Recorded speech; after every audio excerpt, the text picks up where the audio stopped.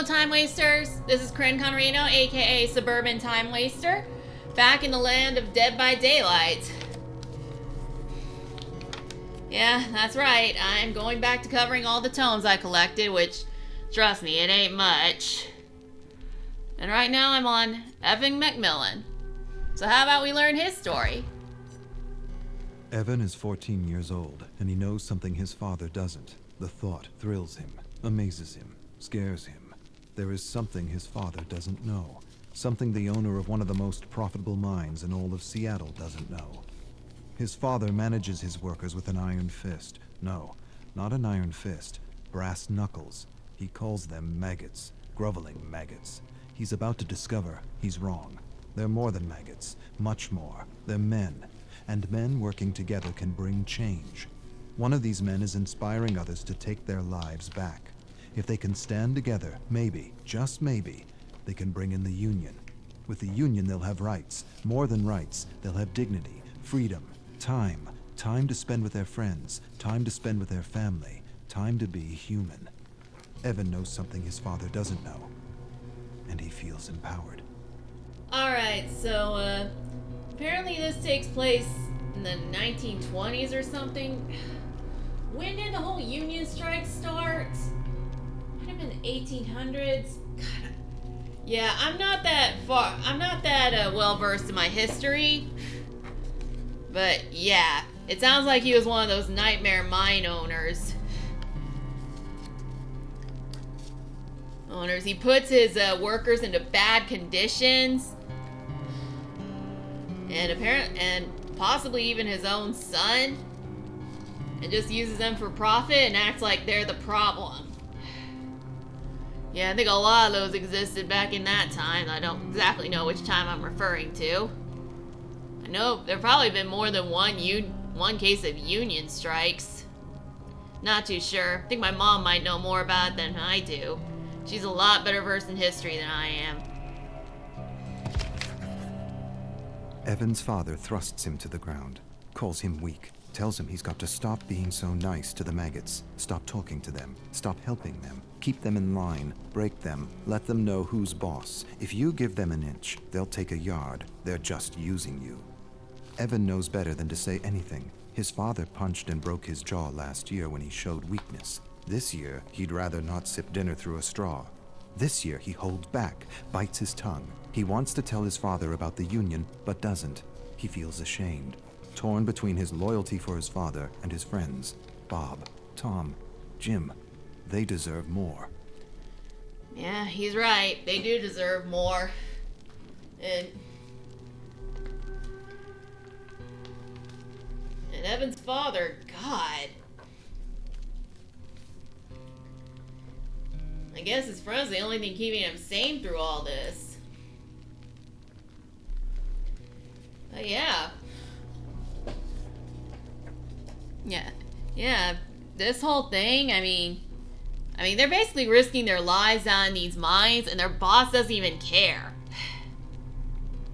It's like they're risking their lives for nothing. Well, they don't have a choice. They need money for food. Sad thing is, I think there are some places today where there's still work conditions like this. I won't name any names, but all I'm gonna say is that it's not always mines. Evan enjoys creating something from nothing. He's not an artist, but he enjoys sketching, and he hides his sketches from his father. His father forbids sketching. Sketching is for weaklings, vagabonds, gypsies. He wants Evan to do worthy things. He drags Evan to his most profitable mine. He teaches him how to manage maggots. He's hands-on, very hands-on, abusive, violent, brutal. The key is to break them, break their will, break their spirit. Once broken, a human is a tool that can be wielded to do anything. Broken. It's what he did to his mother. It's what he's doing to him. But Evan still sketches. Sketching is defiance. His own little form of rebellion. Very original. Yeah, this is somewhat reminding me of Bridge to Terabithia, where it said that the main character wanted to be an artist, but his father forbid it. Except his father didn't beat him over it.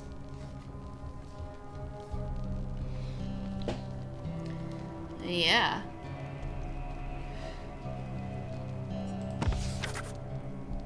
Evan watches his father yell at one of his workers. He's sick, he wants to leave, but he's not allowed. He leaves, he loses his job. Evan feels for the man, wishes he could do something for him. He wants to tell him things are going to change. The union is coming. The union is coming, and with it a good wage and fair working hours.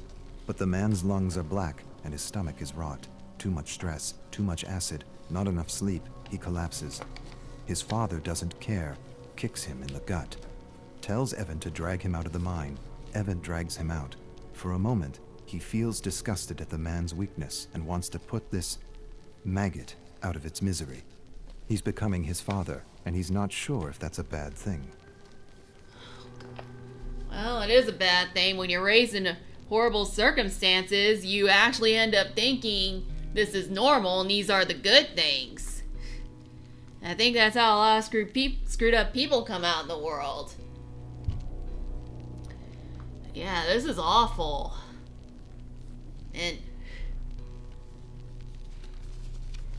And before the union, it was common.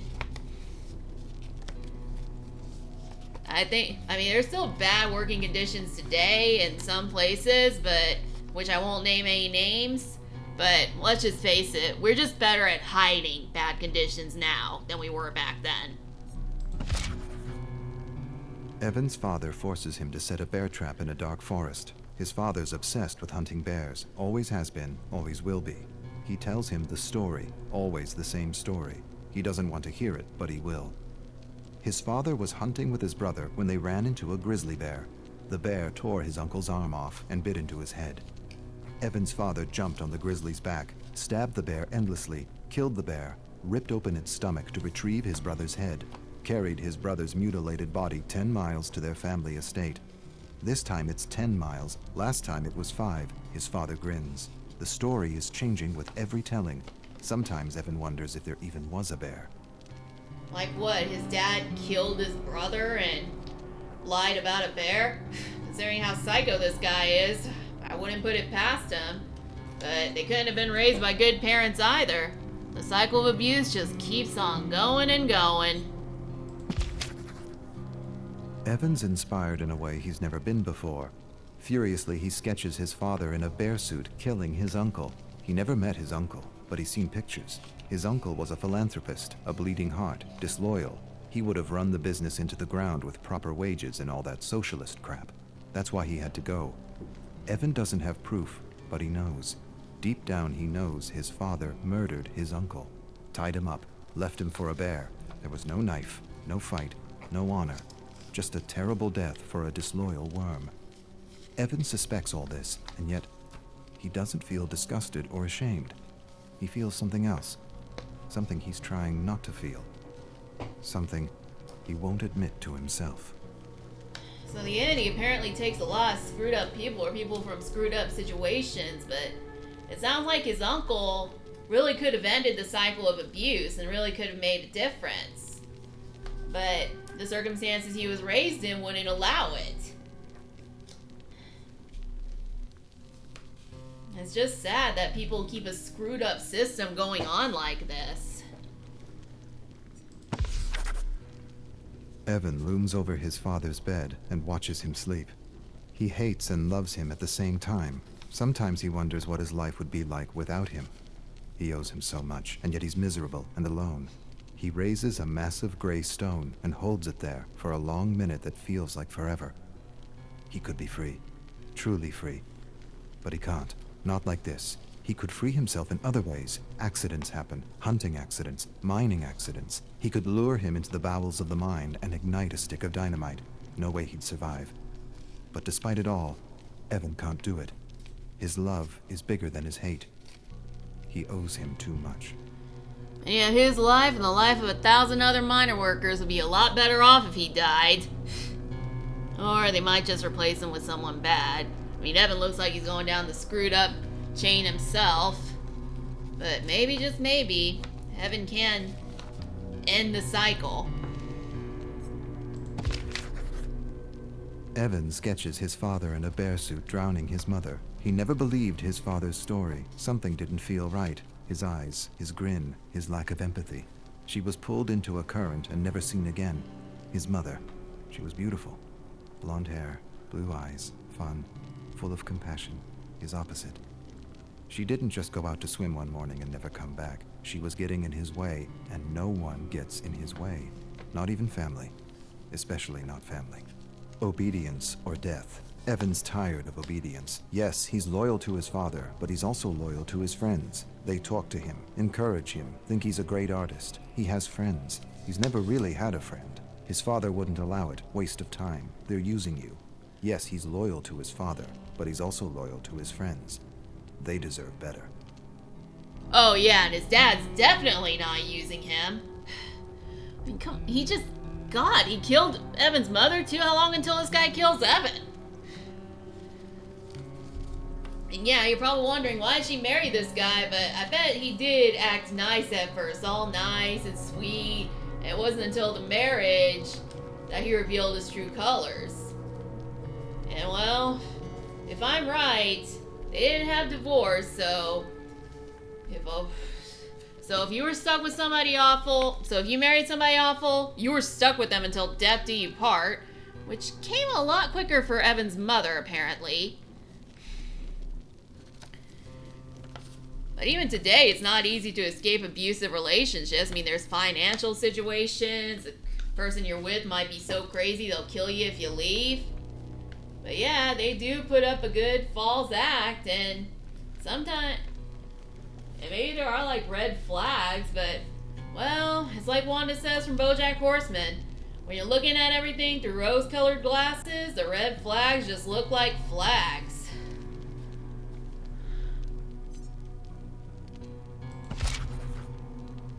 Evan's father stares at him across the dinner table. He knows.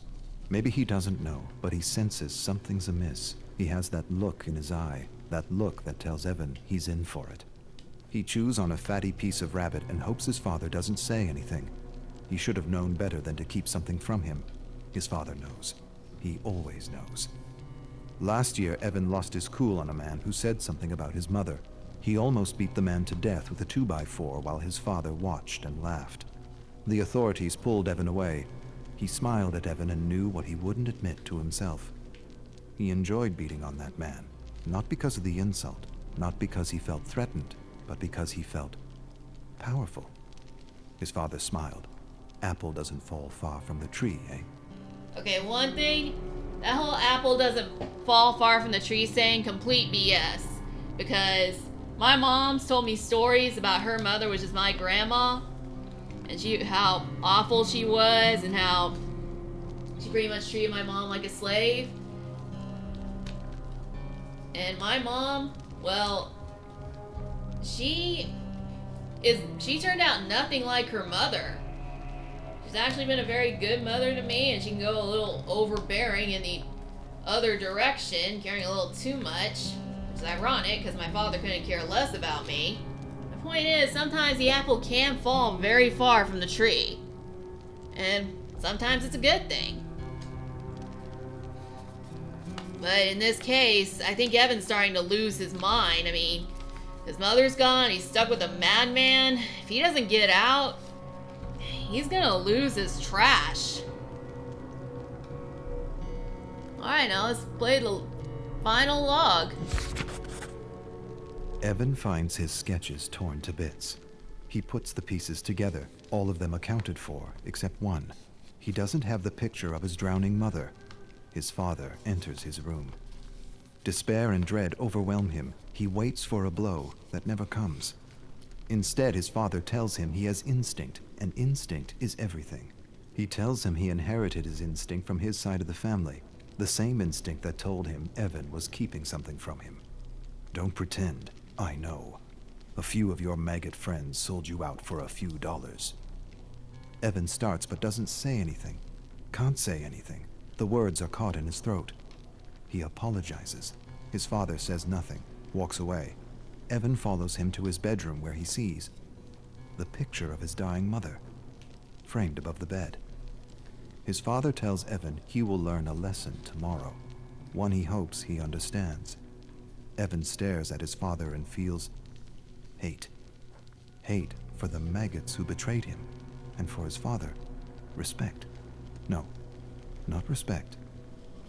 Admiration. Okay. I get the feeling his dad did that.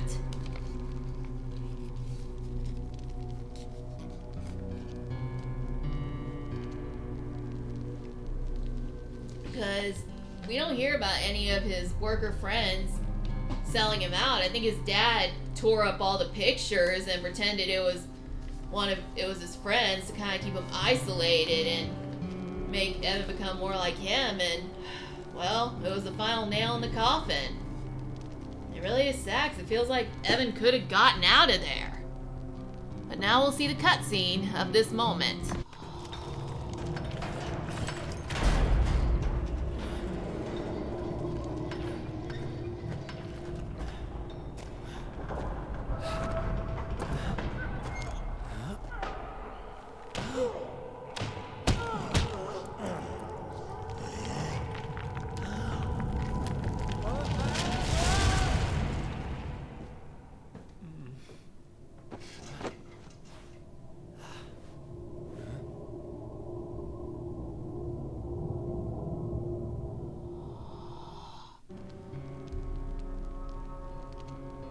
Alright, so all we see is his dad beating somebody to death and him nearly tumbling.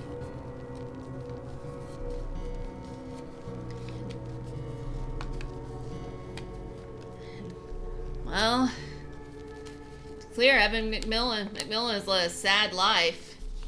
And when you're caught in a bad situation, there's only two things you could do. You fight it and you break out of there, or you crumble, or you climb into a hole, crumble and become one of the dirty things that hit you. And I know there's a better way of phrasing that. My mind's just kind of blank right now. But yeah, it seems like Evan chose the second option. He crawled in. And now that Evan's biography is all done, I'm afraid my time wasting has come to an end. Next time I'm going to be covering the entity, and boy, am I looking forward to that. But yeah, I know, back into this situation, but well, I wanted to make a video, didn't really feel like playing a game, and my carpal tunnel was going on and off during this whole thing, so I thought I'd give my hand a rest. But I do hope you subscribe to my channel. You can also hit the little notification bell to stay up to date. And if you want to see more from me, you can follow one of my other social media accounts, which are in the summary. I also have a Ranger Eject Discord group that is apparently dead right now, but I am trying to resurrect it. I mean, and it's how I know it's dead. Because somebody popped in for like a few minutes while I was meditating and then just left. Just like that. So yeah, that did break my heart. And I have been asking the members about how to resurrect it. So if you want to join and help me resurrect it, that'd be great. And let's see. You can also leave a comment saying whether or not you've played Dead by Daylight and what you think of Evan McMillan's story. Bye, everybody.